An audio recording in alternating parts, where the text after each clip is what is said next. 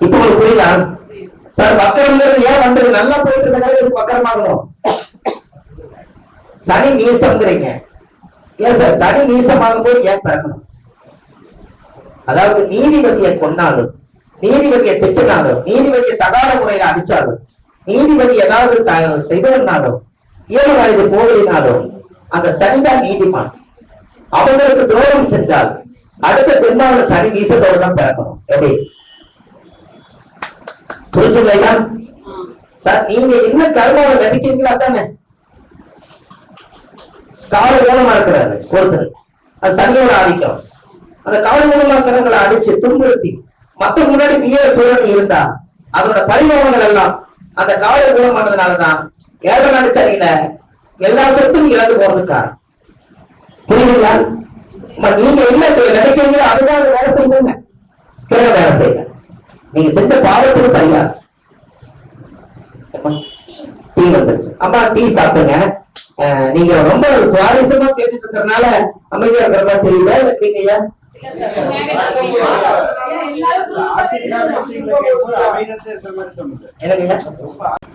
அவங்க பாசத்தை வெளியில காமிக்க மாட்டாங்க, ஆனா மனசுக்குள்ள பாசத்தோட இருப்பாங்க.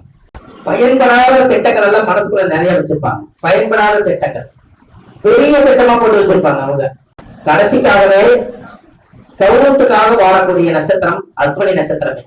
அது ஏன் அப்படி? எல்லா சுமையும் அவங்களே வாங்கிக்குவாங்க. முந்திர மாடு பொதி சுமக்கு ராசி, முதல் ராசி நட்சத்திரம், முதல் நட்சத்திரங்களாமோ முந்திர மாடு பொதி சுமக்கு. அது பெண்ணாக இருந்தாங்கன்னா பொழுசு, புழு பொட்டு, வளையல் இது மேல ரொம்ப பிரியமா இருப்பாங்க. வசீகரமான முகம். அவங்களோட ஆத்தா பாட்டை இவங்கெல்லாம் ஆடு வளர்த்த குடும்பம். ஒரு பட்டி ஆடு இருந்துச்சுங்க, சந்தையில வித்துதான் நான் இவங்களை கல்யாணம் பண்ணேன் அப்படின்னு சொல்றதெல்லாம் அது மேச வீடுதான். அஸ்வினி நட்சத்திரத்தை அந்த காலத்துல ஆடு வளர்த்த குடும்பம். அம்மா அஸ்வினி நட்சத்திரம் அவங்களோட வயசானவங்க ஆடு வளர்த்திருக்காங்களாங்கம்மா? ஆடு வளர்த்திருக்காங்க சார். உங்களுக்கு ஆட்டுப்பட்டி அது எப்படி வருது பாருங்க சார். அந்த மேசத்துல அவங்க பிறந்துட்டாலே அவங்களோட வாகனத்தை மேய்ச்சிருக்காங்க பாருங்க அந்த காலத்துல. அது ஆடு வளர்த்த குடும்பம். பட்டி ஒரு பட்டி ஆடு இருக்கும்.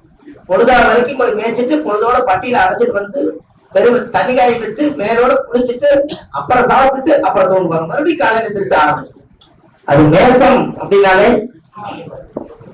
அது ஏப்ரல் மாசம். அடுத்தது என்ன மாசம் வருது? மே. கத்துதா ஆடு? அது எப்படி வந்து சேருதாங்க? ஏப்ரல் சித்திரை மாசம். அப்புறம் மே மாசம் அது மாடு எப்படி கத்தும்? ஆடு எப்படி கத்தும்? அது வருதுல மே, அதுக்குள்ள நிக்குது. அப்ப மெய் தான். அப்புறம் இன்னொரு விஷயம் பாருங்க, அவங்கள புகழாரம் சொல்லி கரெக்டா வச்சிருக்க வரைக்கும் அவங்க கிட்ட என்ன கிளம்புனா வாங்கிடலாம். எதிர்த்து பேசுறீங்கன்னா அவங்க கிட்ட எல்லாத்தையும் தூக்கி போட்டு போயிடலாம். என்னங்க அவரு அஸ்வினி நட்சத்திரம் என்ன சார்? தூக்கி போட்டுருவீங்க. எந்த வேலையா அப்புறம் பார்த்து. அதுக்குதான் பயன்படாத ராசி மேச ராசி. பயன்படாத ராசினா பயன்படாத வேலைகள்ல சிலதெல்லாம் செஞ்சுட்டு மறுபடியும் உணர்ந்து சரியான பாதையில போவாங்க. அதனாலதான் மேசம் பயன்படாத ராசி. ஏன்னா முத்திரமான பொதி சுமக்கும்.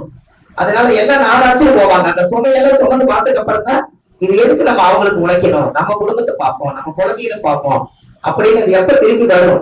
அனுபவிச்சுட்டு திரும்பி வரும். அது வரைக்கும் ஒரு ஆளு பின்னாடி போனா பின்னாடியே எல்லாரும் எதுக்கோ போறாங்கன்னு அதுவும் தெரியாம பயன்படாம பின்னாடியே போகும். அப்புறம் அங்க போனதுக்கு அப்புறம் தான் தெரியும் வேலையை தாண்ட சொன்னாங்க, முள்ளு குத்தி இருந்தாங்க திரும்பி. அவங்களோட வீட்டுல சித்தர்கள், மகான்கள், இந்த மாதிரி சாமி பூஜை ரூம்ல இந்த மாதிரி மனிதர்களுடைய படத்தை சித்தர்கள் மகான்களோட பூஜை ரூம்ல அவங்க வீட்டுல ஒண்ணாவது. சின்ன வயசுல காசை குளிக்கு அடியில வச்சுட்டு தூங்குன குடும்பமா இருக்கு. மண்ணு தோண்டி காசை போச்சு வைக்கிறாங்கல்ல. அந்த காலத்துல பேங்க் கிடையாது, பத்திரம் கிடையாது, டாக்குமெண்ட் கிடையாது, கூட்டுறவு வங்கி கிடையாது. இந்த காசுகளை எல்லாம் பூமி கடையில தான் வச்சுட்டு நிம்மதியா மேல பாய் விரிச்சு தூங்குவாங்க. அது புதைய ராசி. அது நேசமும் வச்சுக்கணும். செவ்வாய் பூமி விளவா ஆனா பூமி கடையில தான் கொடுப்பாங்க. அவங்க கிட்ட ஒரு அமோனிஷ சக்தி இருக்கு. அஸ்வினி நட்சத்திரக்காரர்கிட்ட அமோனிஷ சக்தி உண்டு. என்னன்னா அவங்க பிரபஞ்சம் வந்து நம்ம எல்லாம் கேட்டா கிடைக்கும், அவங்களுக்கு புரிஞ்சுக்கிட்டே இருக்கும். அந்த பவர் அவங்களுக்கு இருக்கு. அதே போல குழந்தை உடம்பு சரியில்லைன்னா அஸ்வினி நட்சத்திரத்துக்கு பிறந்தவங்களுக்கு ஒரு துண்ணூறு எடுத்து அந்த குழந்தைக்கு வச்சாங்கன்னா அந்த குழந்தைக்கு ஆஸ்பத்திரி எடுத்துட்டு போக வேண்டியதில்லை, அந்த நோய் குணமாயிடும். எனக்கு சுகர் அதிகம் பாதிப்பாகி கண் குறைபாடு வந்துருச்சு. தம்பி பொண்ணு அஸ்வினி நட்சத்திரம். அந்த பாப்பாவே எப்ப போனாலும் துணை கூட்டிட்டு போயிட்டே இருந்த ஹாஸ்பிட்டலுக்கு. பட் டாக்டர் வந்து பார்வை சுகர் இருக்கிறதுனால நரம்பு பிரச்சனை பார்வையே தெரியாதுன்றாங்க. ஆனா அந்த பாப்பாவை கூட்டிட்டு போனதுனால ஆபரேஷன் பண்ணி பார்வை திரும்ப கிடைச்சிருச்சு. அஸ்வினி நட்சத்திரம் நான் தெரியாம இந்த பாப்பா கூட்டிட்டு போயிட்டே இருந்தேன். பார்த்தா அது அஸ்வினி. அப்புறம் தான் ஐயா சொல்றப்பதான் மேட்ச் பண்ண அஸ்வினி அவங்க. அப்ப அஸ்வினி வந்து வைத்திய நட்சத்திரமா? அப்ப அதனாலதான் நான் என்ன சொன்னேன், அந்த காலத்துல வைத்தியர் குடியிருப்பாங்க, இப்ப டாக்டர் குடியிருப்பாங்கன்னு சொன்னேன். எப்படி சார்? அது நீங்க படிச்சு பார்த்தால நீங்க எழுத்துப்பூர்வமா எழுதிட்டீங்க, அது அத்தனையும் அந்த வீட்டுல இருக்கும். அப்ப ரோட்டுக்கு பண்ணலாம் அல்லது வீட்டுக்கு பண்ணலாம். அது ஏன்? அது மேசம் சரிஞ்ச ராசி, அதனால சமமா இருக்க மாட்டாங்க. ஏன்னா அது உச்சி, அதனால சேஃபா இருக்கும். இப்ப இன்னொரு விஷயம், இந்த மேச ராசிக்கார வீட்டுக்கு முன்னாடி யாரோ வீடு கட்டுறது அவங்க வீட்டுக்கு முன்னாடிதான் போட்டு வீடு கட்டுவாங்க. எனக்கு அப்பதான் சார் கட்டுக்கிறாங்க.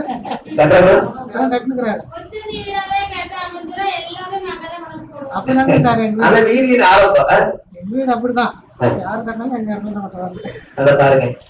அது ஏன்னா அந்த வீடு கட்டுறதுக்கு அந்த 10 வீடு தள்ளிட்டா காரை சட்டி செய்து போகணும். அங்க இடம் குறுகலா இருக்கு, இது கலாசமா இருக்குதுன்னு சொல்லி லாரி மரணிக்க போட்டு கட்டுருவாங்க. அவர் வீட்டை அழைச்சு வீடு கட்டிட்டு இருப்பாரு.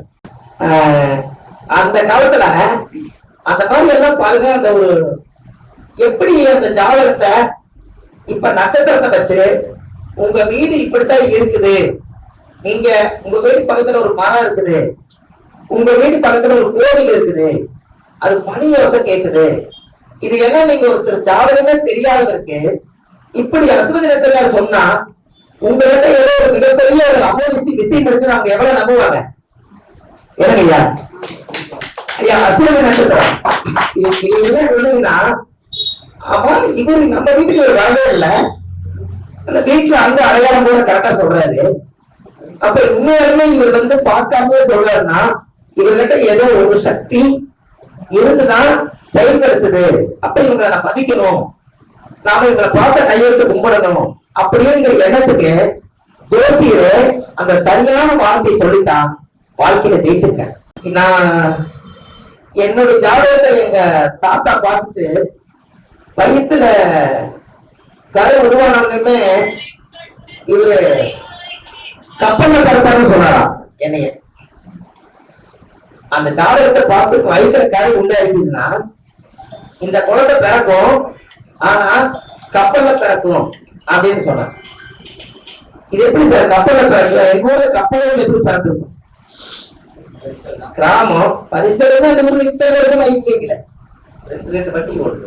சரி என்ன இருக்குதுன்னா மழை வெயில் இருக்குது, சரியான மழை, வீடு கூட கூரைச்சாலை, அதனால அந்த காலத்துல பிளாஸ்டிக் மக்கு இருக்குது. குழந்தை மழை பெய்ஞ்ச மழையில பிரசவம் ஆயிடுச்சு கோயில் பக்கத்துல. பிரசவமானதும் மழை தண்ணியில கழுவி எடுத்த அந்த மக்களை உள்ள குழந்தை உள்ள வச்சிட்டாங்க. தண்ணி ஓட வீடு போற தண்ணி, இது பரிசல் மாதிரி உள்ளுக்குள்ளேயே சுத்திக்கிட்டோம்னா எங்க அம்மா சொல்றாங்க. எப்படி அப்போ அந்த கப்பல் தான் பிறக்குங்கிறது எந்த லாஜிக் பிடிச்சவர் சொல்லிட்டார் சார்? ஜோசி எவ்வளவு சுவையானது. வயிற்றுல உருவான உடனே அவர் சொல்லிக்கிறாருன்னா அப்ப கர்ப்பதிசை எப்படி எடுத்துக்காங்க பாருங்க. ஆதி எந்த பரமநாதிகை தாய் மாதா கர்ப்பத்தில் சென்றது போக நின்றது இருப்பு 7 வருஷம் 6 மாசம் 10 நாள் ஒரு சுக்கரதிசை சொல்றீங்கன்னு வச்சுக்காங்க. அப்போ அந்த ஜாதகத்துல 7 வருஷம் 6 மாசம் 10 நாள்னா 20 வருஷம் சுக்கரதிசையில மிச்சம் எங்க போச்சு? போன பிறகு நான் சுக்கரதிசையில தான் காலமாயிருக்கேன், மீதி இருக்கிற பிறவையில அந்த ஜென்மாவை வாங்கி வந்திருக்கேன், அதனால 20 திசை வருது. அப்படி ஐயா புரியுதா? என்ன புரிஞ்சுங்க?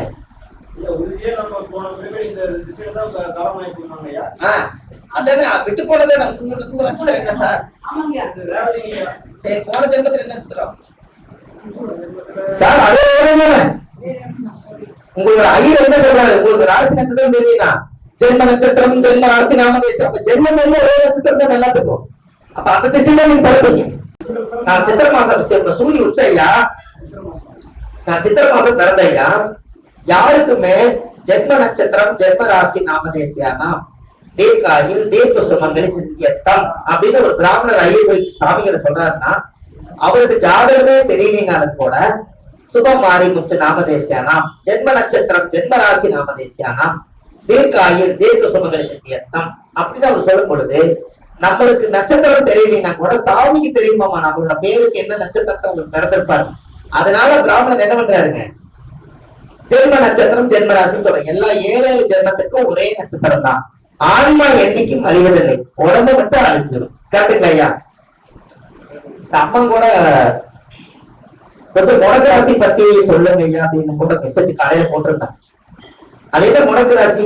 சூரியன் என்ற நட்சத்திரத்துக்கு அந்த ராசி முடங்கி போகும், அதுதானே சொல்ல வர சார்? அதானா? அப்ப சூரியன் என்ற நட்சத்திரத்துக்கு அந்த ராசி முடங்கி போகும்னா, அப்போ ஒரு உதாரணத்துக்கு சூரியன் என்ற நட்சத்திரம் அஸ்வினியா இருந்தா எந்த வீடு முடக்கு? பூர நட்சத்திரம் முடக்குங்களா? சரி, அப்போ முடக்கு வந்து உங்களுக்கு அருமையான கேள்வி. அப்போ சூரியன் என்ற நட்சத்திரம் அஸ்வினியாக இருந்தால் சின்ன வீடு முடக்கு. அப்போ அந்த சூரியன் என்ற நட்சத்திரத்தை ஏங்க எடுக்கிறீங்க முடக்குக்கு?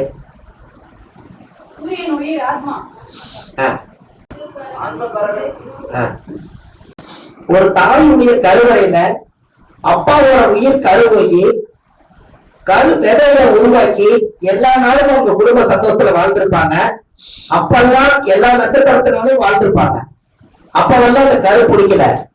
சூரியன் என்ற நட்சத்திரம் அஸ்வினின்னு என்னோட ஜாதகத்துல இருக்குதுன்னா, அவங்க எல்லா நாளும் வாழ்ந்து முடிச்சுட்டு இந்த ஜென்மாவில சுபமாரிமுத்துங்கிற ஒருத்தர் உலகத்தை கொண்டு வந்ததற்காக கருவாக்கு தகுந்த நட்சத்திரத்துக்கு அஸ்வினிங்கிற நட்சத்திரத்துலதான் கரு உருவாயிருக்கு. எப்பங்க? தாயுடைய கற்பத்துக்குள்ள. அது வெளியில வர நட்சத்திரம் என்ன? கரெக்டா சொன்னீங்க. யார் சொன்னீங்க சொல்லுங்க. சூப்பர். ஏன்னா இப்ப நான் பூர நட்சத்திரம். அப்ப அஸ்வினியில அப்பா உருவாக்கிட்டாரு, அம்மா பெற்று கொடுத்தது பூரம். அதனால தாயும் தந்தையும் சேர்ந்ததுனாலதான் அது முடக்கு நட்சத்திரத்துக்கு கருணா தோஷம் வர்றதுக்கா. சார் நீங்க சூரியனுக்கு எத்தனை வருஷம்? சந்திரனுக்கு எத்தனை வருஷம்? சேர்த்துனா இந்த 14 வருஷம் என்ன திசை? எங்க உச்சமாகிறாரு? அதனால 16. எப்படி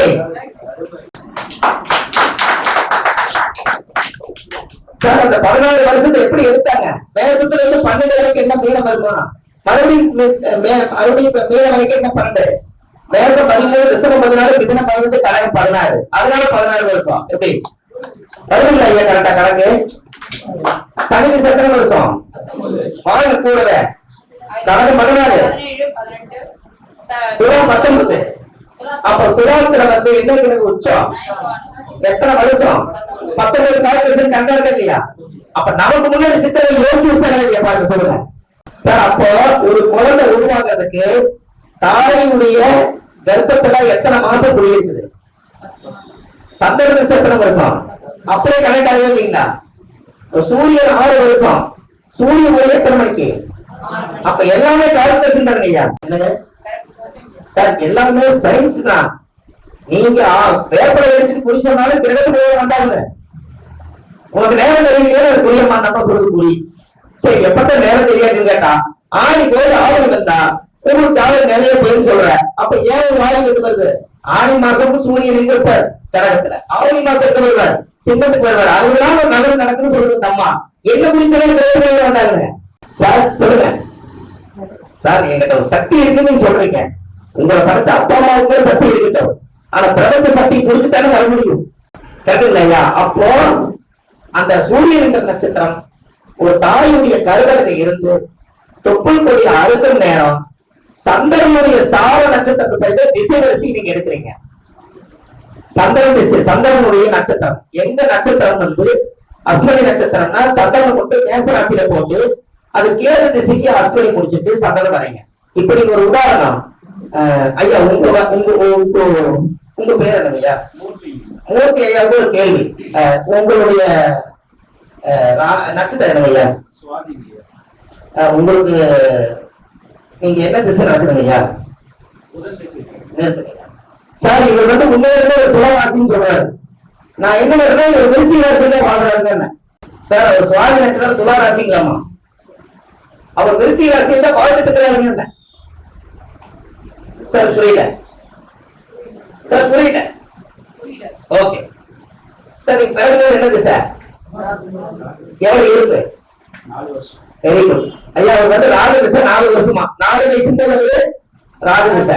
அடுத்து என்ன திசைங்க ஐயா? குரு திசை வரப்போது சுவாதி முடிஞ்சு என்ன நட்சத்திரம் வரும்? வெரி குட், அது குரு திசை. அதுல 14 வருஷம் 14 20 வயசோட விசாக நட்சத்திரம் எங்க முடிஞ்சிருச்சு? 20 வயசுலயே நீங்க சந்திரன் எங்க இருக்கா? துலாத்துல இருக்கிறார். விசாக முடிஞ்ச அனுச நட்சத்திரம் எங்க வரும்? சனி திசை 19 வருஷம் முடிச்சிட்டீங்க. அப்ப அனுசத்துக்கே சந்திரன் எங்க வந்துட்டாரு? விருச்சிக வந்துட்டாரு. இப்ப நீங்க என்ன திசை சொன்னீங்க? அப்ப ஏற்ற நட்சத்திரம் நீங்க. அப்ப புதன் திசை கேட்டுக்கிட்டாங்க வருது. அப்போ நீங்க பிறக்கும் போது இருக்கிற சந்திரனை புடிச்சுக்கிட்டு இருக்கிறீங்க. ஆனா கரண்ட்ல நீங்க வாழ்றது புதன் திசை கேட்ட நட்சத்திரம் விருச்சிக ராசி உங்களுக்கு வாழ்வாதாரத்தை கொடுக்குது. எப்படி?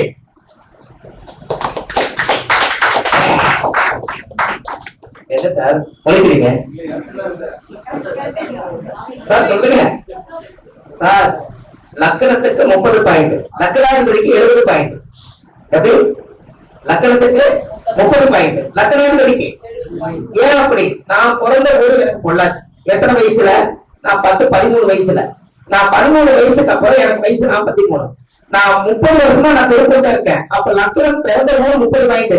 நான் போய் வாழ்றது எத்தனை வருஷம்? அப்ப நான் அதிகமா இருக்கீங்க திருப்பூர். அப்ப எது பேசும்? நான் பேரு புகழ் அட்ரஸ் எல்லாம் நான் இங்க வச்சிருக்கேன். அப்ப எரிசல் போடலாம். அது மாதிரிதான் நீங்களும் எடுக்கணும். பூர்வீகங்கிறது வாழ்க்கையில ஒழுங்குறதப்பா.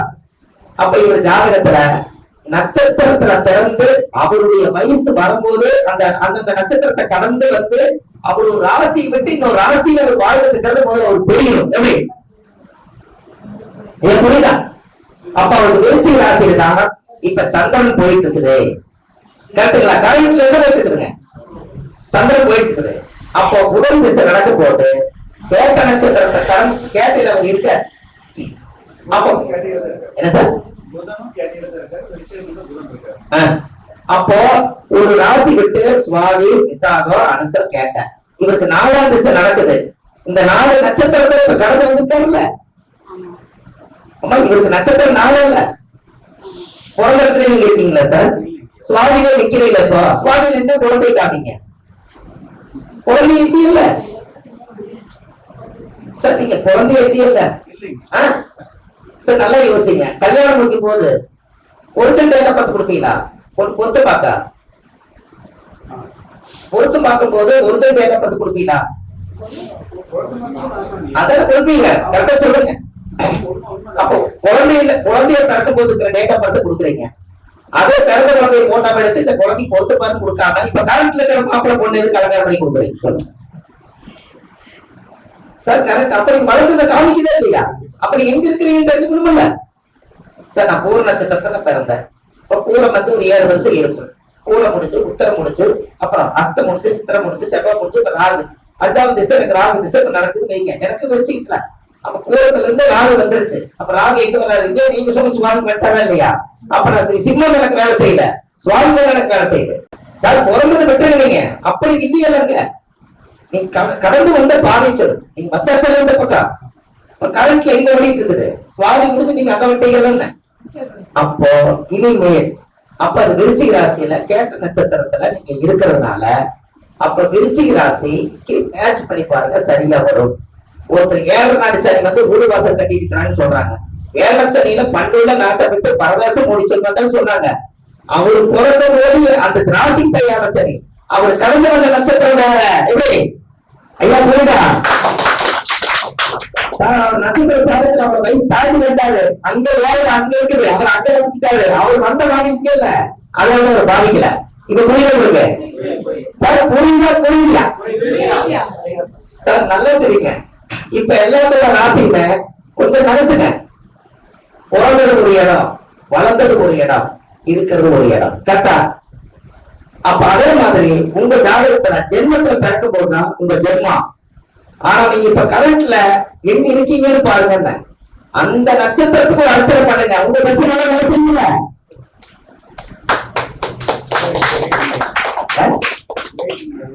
கொஞ்சம் எந்திரிங்க. சொல்லுங்க, என்ன சொல்லுங்க. ஐயன்தான் பேசுங்க சார். சொல்லுங்க, சும்மா சொல்லுங்க. அங்கேயே திரும்புங்க. அப்படியே சொல்லுங்க. கிரேட்ங்கய்யா, இப்படி ஒரு கருத்து இது வரைக்கும் யாருக்கிட்ட எதிர்பார்க்கல. இது எதிர்பார்க்கவே இல்லாத ஒரு கருத்து. ஆனா ரொம்ப உண்மையான ஒரு ரொம்ப ஏற்றுக்கொள்ளக்கூடிய ஒரு கருத்து. ரொம்ப சந்தோஷம். உங்க பேர் என்ன சொன்னீங்க? மூர்த்திங்கய்யா. மூர்த்திங்கிறவர் அவருடைய ஜோசியர் தான். ஒரு அற்புதமான கருத்தை, உண்மையான விஷயத்தை பாராட்டுறாரு. அதுக்காக ஒரு கை தட்டிருக்கல சார். நாம கடந்து வந்த பாதையை திரும்பி பார்க்காமயே வாழ்ந்ததுனால நான் பூர நட்சத்திரத்துல